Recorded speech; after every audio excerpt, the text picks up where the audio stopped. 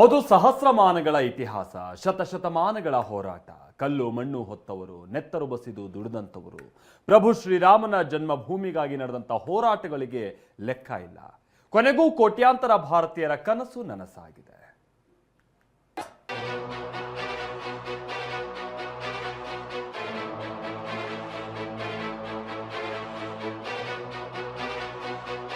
ಸಹಸ್ರಮಾನಗಳ ಇತಿಹಾಸವನ್ನೇ ಹೊದ್ದುಕೊಂಡಿದ್ದ ಪ್ರಭು ಶ್ರೀರಾಮಚಂದ್ರನ ಜನ್ಮಭೂಮಿಗಾಗಿ ಅದೆಷ್ಟೋ ಹೋರಾಟಗಳು ಜರುಗಿವೆ. ಈ ಪುಣ್ಯ ಭೂಮಿಗಾಗಿ ನೆತ್ತರು ಬಸಿದು ದುಡಿದವರು ಅದೆಷ್ಟೋ ಜನರಿದ್ದಾರೆ. ಕಲ್ಲು ಮಣ್ಣುಗಳನ್ನ, ಇಟ್ಟಿಗೆ ಮರಳುಗಳನ್ನ ಹೊತ್ತವರಿದ್ದಾರೆ. ಅಂತಹ ಕೋಟ್ಯಾನುಕೋಟಿ ಭಾರತೀಯರ ಕನಸು ಇಂದು ನೆರವೇರಿದೆ. ಆದರೆ ಪ್ರಭು ಶ್ರೀರಾಮಚಂದ್ರನ ಜನ್ಮಭೂಮಿಗಾಗಿ ಹೋರಾಟಗಳನ್ನ ಮಾಡಬೇಕಾಗಿ ಬಂದಿದ್ದು ಮಾತ್ರ ವಿಪರ್ಯಾಸ. ರಾಮ ಜನ್ಮಭೂಮಿ ಹೋರಾಟ ಮತ್ತು ಇತಿಹಾಸ. ಅಡ್ವಾನಿ ರಥಯಾತ್ರೆ ಮತ್ತು 1992ರ ದಂಗೆ. 1990ರಲ್ಲಿ ಬಿಜೆಪಿಯ ಹಿರಿಯ ಮುತ್ಸದ್ದಿ ನಾಯಕ ಲಾಲ್ ಕೃಷ್ಣ ಅಡ್ವಾನಿಯವರ ನೇತೃತ್ವದಲ್ಲಿ ನಡೆದ ರಥಯಾತ್ರೆಯ ಗಾಲಿ ಉತ್ತರ ಪ್ರದೇಶದ ಅಯೋಧ್ಯೆಯತ್ತ ಹೊರಳುತ್ತಲೇ ದೇಶದ ಕೋಟ್ಯಾನುಕೋಟಿ ಜನ ಹೆಗಲಾದರು. ರಾಮ ಜನ್ಮಭೂಮಿ ಚಳವಳಿಯಲ್ಲಿ ಭಾಗವಹಿಸಿದ್ದ ಸಾವಿರಾರು ಕರಸೇವಕರು 1992ರ ಡಿಸೆಂಬರ್ 6ನೇ ತಾರೀಕು ವಿವಾದಿತ ಬಾಬರಿ ಮಸೀದಿಯನ್ನ ಕೆಡವುತ್ತಲೇ ದೇಶವ್ಯಾಪಿ ಹಿಂಸಾಚಾರಗಳು ಭುಗಿಲಿತವು. ಅಲ್ಲಲ್ಲಿ ಘರ್ಷಣೆ, ರಸ್ತೆಗಳಲ್ಲಿ ಬೆಂಕಿ ಧಗಧಗಿಸ್ತಿತ್ತು. ಆಗಲೇ ಅಯೋಧ್ಯೆ ಸೆಂಟರ್ ಆಫ್ ಅಟ್ರಾಕ್ಷನ್ ಆಗಿತ್ತು. ಆದರೆ ಅದಕ್ಕೂ ಮುನ್ನವೇ ಅದೆಷ್ಟೋ ಹೋರಾಟಗಳು ಜರುಗಿದ್ವು.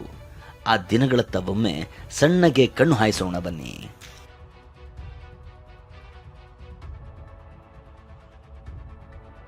16ನೇ ಶತಮಾನದಲ್ಲಿ ಅಂದರೆ 1528ರ ಹೊತ್ತಿಗೆ ಮೊಘಲ್ ಚಕ್ರವರ್ತಿ ಬಾಬರ್ನ ಕಮಾಂಡರ್ ಮೀರ್ ಬಾಕಿ ವಿವಾದಿತ ಸ್ಥಳದಲ್ಲಿ ಬಾಬರಿ ಮಸೀದಿ ನಿರ್ಮಿಸ್ತಾನೆ. ಹಿಂದೂಗಳು ಈ ಸ್ಥಳ ಭಗವಾನ್ ಶ್ರೀರಾಮನ ಜನ್ಮಸ್ಥಳವೆಂದು ಪ್ರತಿಪಾದಿಸಿದ್ದರು. ಆಗಲೇ ವಿವಾದವು ಭುಗಿಲೆದಿತ್ತು. 1858ರ ಹೊತ್ತಿಗೆ ನಿಹಾಂಗ್ ಸಿಖ್ಖರು ಬಾಬರಿ ಮಸೀದಿಗೆ ನುಗ್ಗಿ ಪೂಜೆ ಸಲ್ಲಿಸೋಕೆ ಯತ್ನಿಸುತ್ತಾರೆ.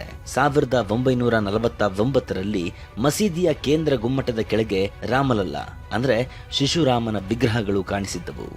ಆಗಲೇ ಈ ಸ್ಥಳವನ್ನ ವಿವಾದಿತ ಸ್ಥಳ ಅಂತ ಘೋಷಿಸಿ ಬಾಬರಿ ಮಸೀದಿಗೆ ಬೀಗ ಹಾಕಲಾಯಿತು. 1986ರಲ್ಲಿ ಫೈಜಾಬಾದ್ ಡಿಸ್ಟ್ರಿಕ್ಟ್ ಕೋರ್ಟ್ ಹಿಂದೂಗಳ ಪೂಜೆಗೆ ಅವಕಾಶ ಕಲ್ಪಿಸಿ ಬೀಗ ತೆರೆಯುವಂತೆ ಆದೇಶಿಸಿತ್ತು. ಆದರೆ ವಿವಾದ ಮಾತ್ರ ತಣ್ಣಗಾಗಿರಲಿಲ್ಲ. 2010ರಲ್ಲಿ ಅಲಹಾಬಾದ್ ಹೈಕೋರ್ಟ್ ವಿವಾದಿತ 2.77 ಎಕರೆ ಭೂಮಿಯನ್ನ 3 ಭಾಗಗಳಾಗಿ ವಿಂಗಡಿಸಿತು.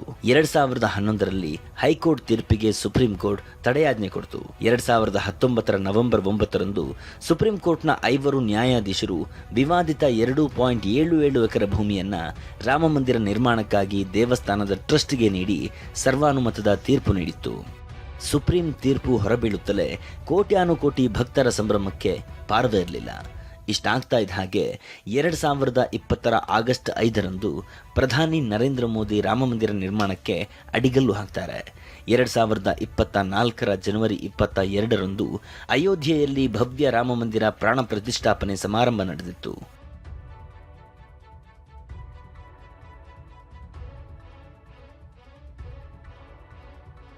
500 ವರ್ಷಗಳ ಹೋರಾಟಕ್ಕೆ 5 ವರ್ಷಗಳ ಹಿಂದಷ್ಟೇ ಸುಪ್ರೀಂ ಕೋರ್ಟ್ನಲ್ಲಿ ಗೆಲುವು ಸಿಕ್ಕಿತ್ತು. ಅಂದಿನಿಂದ ಶುರುವಾದ ಮಂದಿರ ನಿರ್ಮಾಣ ಕಾರ್ಯ ಪೂರ್ಣಗೊಂಡಿದೆ. 3 ಐತಿಹಾಸಿಕ ಕ್ಷಣಗಳಿಗೆ ಸಾಕ್ಷಿಯಾದ ಪ್ರಧಾನಿ ನರೇಂದ್ರ ಮೋದಿ ಅವರೇ ನೂತನ ರಾಮ ಮಂದಿರದಲ್ಲಿ ಧರ್ಮ ಧ್ವಜಾರೋಹಣ ನೆರವೇರಿಸಿದ್ದಾರೆ.